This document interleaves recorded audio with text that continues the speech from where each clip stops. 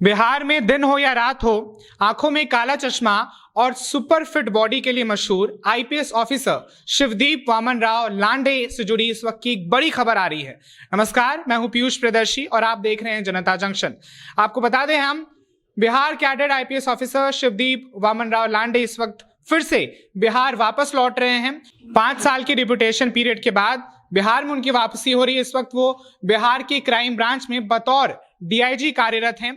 लेकिन ये जानने के लिए कि कितने लोकप्रिय हैं लांडे साहब, उनके बीते कुछ किए गए कामों को हम समझ लेते हैं। दवा माफियाओं, जाली नोट विक्रेताओं पर जिस हिसाब से लांडे साहब ने नकेल कसी थी, वो पटना के लोगों को अच्छी तरीके से याद होगा। आपको बता दें, हम लांडे ने अपनी करियर की शुरुआत बतौर मुंगेर एसपी से की थी और उसके बाद पटना में भी उन्होंने 10 महीने का सेवा दिया था। लेकिन फिर से अब वो बिहार वापस लौट रहे हैं। लेकिन वे कौन सी ऐसी बातें थी जिसकी वजह से वो लोकप्रिय हुए और लोगों के द्वारा आज भी याद किए जाते हैं? अब आइए उसको एक रुख में समझ लेते हैं। आपको पीएमसीएच की वो घटना तो याद ही होगी जब अशोक राजपथ पर एक कपड़ा शोरूम के मालिक की हत्या के बाद जब अपराधियों के भय से दुकानें बंद थी, तब लांडे ने उसे दबोचकर पीएमसीएच गेट पर ही खूब मारा था और पिटाई की थी, जिसके बाद से इलाके में उनको लेकर एक कहीं ना कहीं अपने आप में सम्मान और लोकप्रियता बढ़ती चली गई। उसके अलावा आपको बता दें, हम रोहतास में पोस्टिंग के दौरान भी बालू और पत्थर माफियाओं के खिलाफ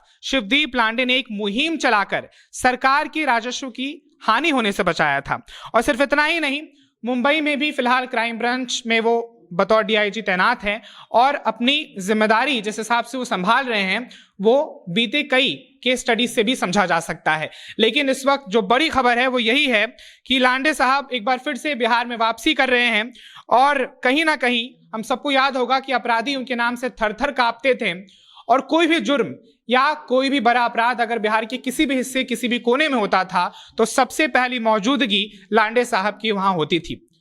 जिस हिसाब से सरकार पर भी उनका विश्वास था, लोगों पर उनका विश्वास था। अब वो आप इस चीज से समझिए कि जब उनका ट्रांसफर पटना सिटी एसपी से पुलिस हेडक्वार्टर में हुआ था तो लोग इसके विरोध में सड़क पर उतर गए थे और गांधी मैदान से लेकर डाक बंगला चौराहा तक लोगों ने कैंडल मार्च निकाला था। यही नहीं, गांधी मैदान में भी उनके ऑफिस में लोग पहुंचकर रोने लग गए थे, ये सोच के कि आप का ट्रांसफर क्यों हो रहा है। इन सब की वजह से हम समझ सकते हैं कि किस हिसाब से लोकप्रिय, किस हिसाब से पॉपुलर और अपने आप में लोग पसंद अफसर थे लांडे साहब। और एक बार फिर से बिहार के लोग उनको देख सकेंगे और एक बार फिर से बिहार के लिए वो सेवा भी दे सकेंगे। लेकिन इन सब के बीच अब ये जरूरी सवाल उठ के खड़ा होता है कि इस बार जब वो बिहार में वापसी कर रहे हैं दिसंबर महीने के शुरुआती हफ्ते में, तो सरकार उनको कौन सी नई जिम्मेदारी देने वाली है, ये देखना दिलचस्प होगा। क्योंकि जिस हिसाब से हमने बीते दिनों देखा भी है, बिहार में लॉ एंड ऑर्डर की जो सिचुएशन है, जिस रफ्तार से अपराधी घटनाएं बढ़ रहे हैं,